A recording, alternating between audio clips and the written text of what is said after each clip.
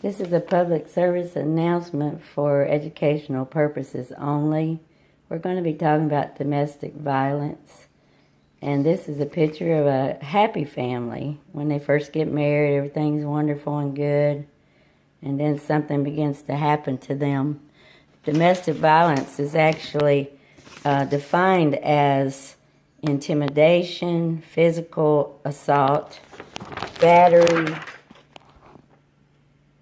sexual assault, or other abusive behavior as part of a systematic pattern of power and control by one to intimidate their partner and control a person, their intimate partner, against other domestic violence things to keep them from talking to someone or to control them. And it always hurts their children too.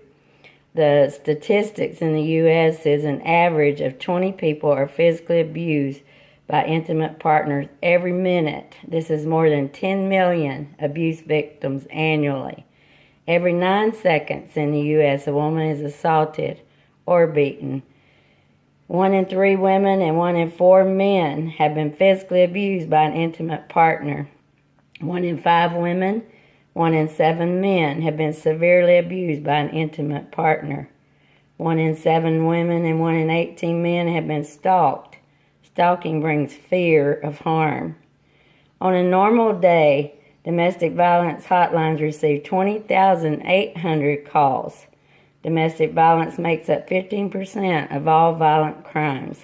Domestic violence is most common in 18 to 24-year-olds.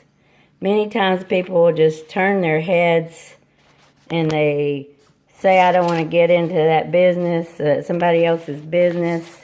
And many years people have done that. They just turn their head. But now I say that we should not ignore those signs. If we see someone with bruises, or we hear our neighbor screaming and glass breaking, and see the children frightened, and see those people always controlled and they can't go anywhere or do anything, then we should call the authority or call a hotline or someone. Don't ignore this and don't turn your head.